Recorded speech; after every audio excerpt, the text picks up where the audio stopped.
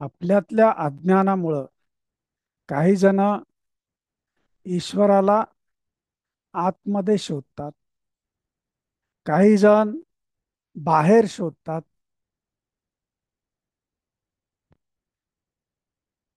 तर इथे अष्टावक्र जे आहेत, एक वेगळीच बाजू इथे मांडतात की आतमध्ये, बाहेर आणि सगळीकडे ईश्वर आहे.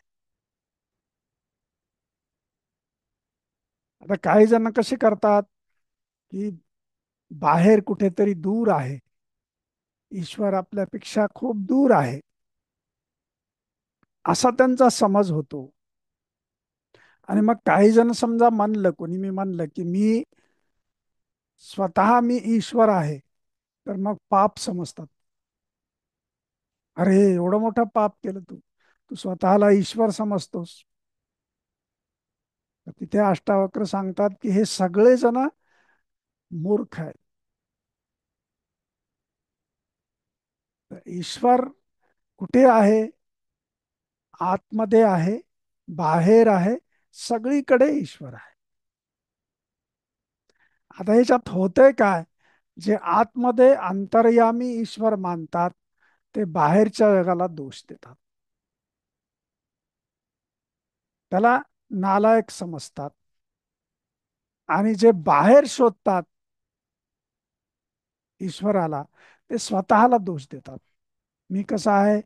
पापी आहे, माझ्या हातून बरेचसे पाप घडलेत, मी नालायक आहे, असं स्वतःला दोष देतात.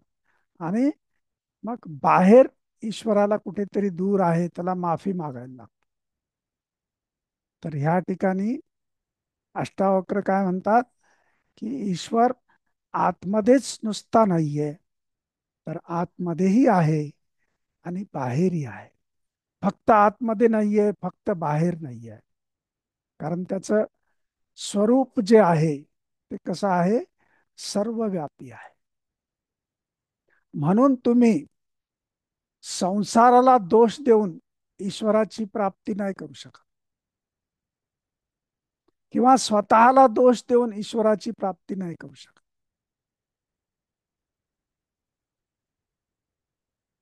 तर हे समजून घेणं गरजेचं आहे, हे अनुभवामध्ये येणं गरजेचं आहे.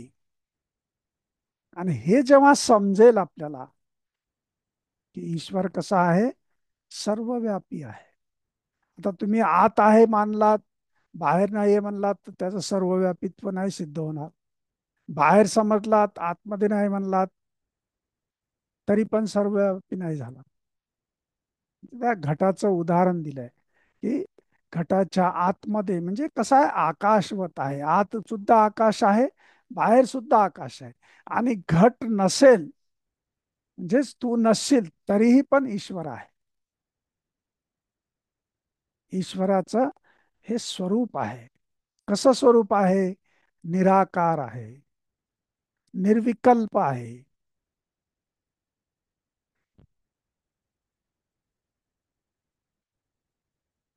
हे स्वरूप तू जाणून घे, असं अष्टावक्र आपल्या राजा जनकाला सांगतात.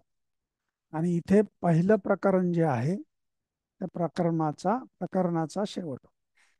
आणि मग दुसरं प्रकरण जेव्हा सुरू होते, त्यावेळेस राजा जनक हे सगळं ऐकल्यानंतर पहिलं वाक्य काय येते? अहो.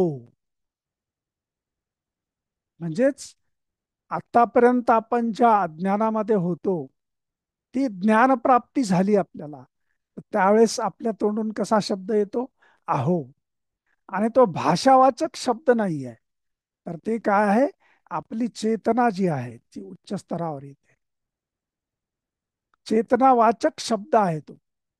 मग त्याला भाषेची भाषा नाही येते, कुठला अक्षर नाही आहे, कुठला शब्द नाही आहे, तर आतमधून आलेली उत्स्फूर्त चेतना आहे. आणि मग राजा जनकाच्या हे ज्ञान ऐकल्यानंतर त्यांच्या आतमधली चेतना कशी झाली? उत्स्फूर्त झाली. आणि मग पुढे काय म्हणले, की मला आतापर्यंत हे माहीत नव्हतं. ह्या अज्ञानामध्ये मी होतो, सगळं बाहेरच शोधत होतो.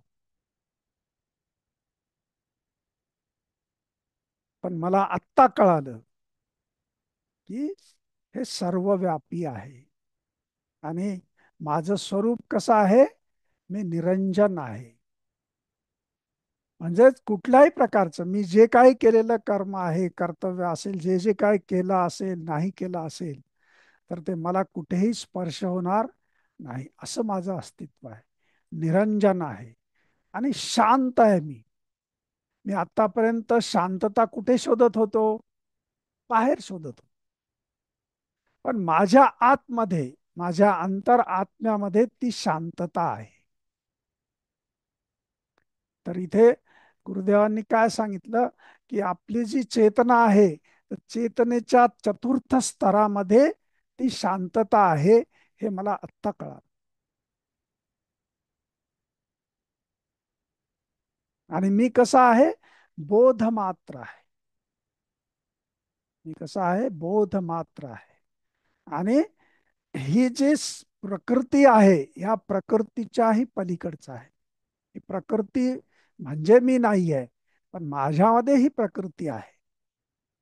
आणि माझं अस्तित्व कसं आहे? निरंजन आहे, शांत आहे, प्रसन्न आहे. आणि हे मी कुठे शोधत होतो? बाहेर इतरत्र घटनांमध्ये, संसारामध्ये जे जे चाललंय त्याच्यामध्ये मी शोधत होतो. आणि गुरुदेव आपल्याला पण म्हणतात की तुमची सुद्धा अवस्था अशीच होती, होती की नाही? अशीच अवस्था होती. इकडे तिकडे शोधत होतो. आणि मग आपण ते शोधत असताना, ते कार्य करत असताना, कधी आपण संसाराला दोष दिला, कधी स्वतःला दोष दिला, कधी इतरांना दोष दिला, कधी आपल्या सहवासामध्ये असतील त्यांना पण दोष दिला. दिला का नाही? है की नाही? आता हे सगळं माझं काय होतं? अज्ञान होतं. आणि ही काय होती? माया होती. पण ही माया आहे, हे माझं अज्ञान आहे, म्हणून ह्याचा तिरस्कार नाही करायचा. कारण ह्याच्याशिवाय मला ज्ञानप्राप्ती नाही होत. कारण आपलं अस्तित्वच असं आहे की आपण सूक्ष्मातून स्थूलाकडे आलो. म्हणजे शरीर रूपानं जन्म घेतला आपण. आणि स्थूल जे आहे ते सगळं जाणून घेतलं, त्याचा सगळा अनुभव घेतला, घेतला की नाही? आणि आता माझा प्रवास जो आहे तो स्थूलाकडून सूक्ष्माकडे आहे, एकतेकडे आहे. अनेकाकडून एकतेकडे प्रवास आहे. आणि हेच अध्यात्म ज्ञान आहे. अध्यात्म ज्ञान कोणतं आहे? तर हे जे स्थूल आहे, ही जी विविधता आहे, त्याच्यातून सूक्ष्मतेकडे जायचं, म्हणजे तुम्हाला एकतेचा अनुभव येईल. आणि त्यावेळेसच मग हे अध्यात्म ज्ञान प्राप्त होत आहे. आणि अध्यात्म ज्ञान प्राप्त झाल्यानंतर काय होतंय? सहजता येते. कुठल्याही कार्यामध्ये सगळीकडे सहजता येते. म्हणून गुरुदेव आपल्याला काय म्हणतात? सेवा करा, निंदा करू नका, कुणाचीही निंदा करू नका, सेवा करा, साधना करा. नियमित साधना केली तर ह्याची तुम्हाला अनुभूती येईल, अन्यथा ही अनुभूती येणार नाही. आणि जसं राजा जनकाला हे सगळं ऐकल्यानंतर जशी त्यांची अवस्था झाली, तशीच आपली सगळ्यांची पण अवस्था झाली होती. जेव्हा आपण पहिली साधना केली, पहिली सुदर्शन क्रिया केली, त्यावेळेस आपणच असे उच्छल्ल होतो की नाही? प्रत्येकाचा हा अनुभव आहे. कशामुळं? कारण आत्ता त्या क्षणी समजलं आणि माझी चेतना आहे ती वर आली, उत्स्फूर्त झाली चेतना. आणि मग ती उत्स्फूर्तता माझ्यामध्ये दिसून आली.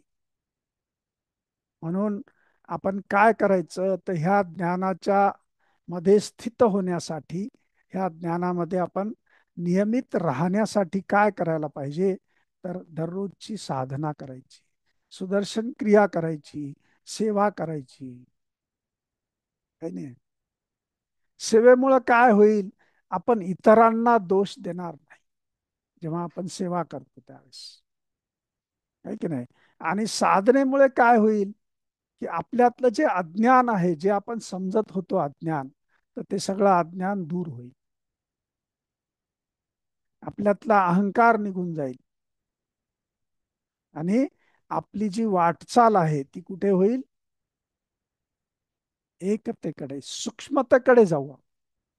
तुम्हाला सगळ्यांना किंवा आपल्याला सगळ्यांना अनुभव येतो की नाही, जेव्हा आपण साधना करतो तेव्हा आपण कुठे जातो, त्या सूक्ष्मतेमध्ये जातो. जातो की नाही? शरीर असेल, आपलं मन असेल, आपले जे काय अस्तित्वाचे स्तर असतील, हे सगळ्यांमध्ये एक सूक्ष्मता, एक रिदम,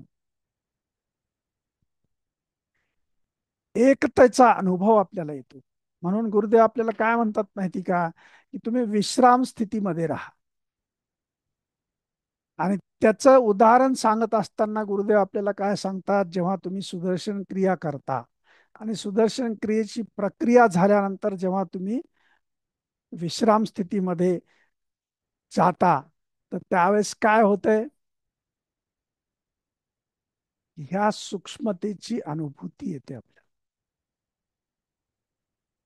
मग तिथे निर्विचार अवस्था असेल, है ना, निराकार अवस्था आहे, निर्विकार अवस्था आहे, तर ह्याची अनुभूती येते.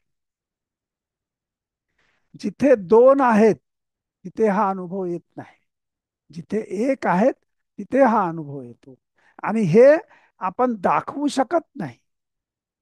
दोन आहेत तर हे दुसरं आहे म्हणून दाखवू शकतो आपण, आहे की नाही? बरोबर आहे ना त्रिंबक सर? तुम्ही समोर आहात तर मी दाखवू शकतो हे त्रिंबक सर आहेत, पण आम्ही दोघं एक झालो तर कसं दाखवणार? तसा ईश्वर आहे. माझ्यातला ईश्वर कसा आहे, तसा आहे. तर काय होईल, याची अनुभूती येईल, अनुभव येईल. आणि तो अनुभव आल्यानंतर मग राजा जनक जे आहे ते खुर्चीवरून उचलल्यासारखे झाले. उत्स्फूर्तता आली त्यांच्यामध्ये. आणि त्याच उत्स्फूर्ततेमध्ये पुढील जीवन त्यांनी व्यतीत केलं.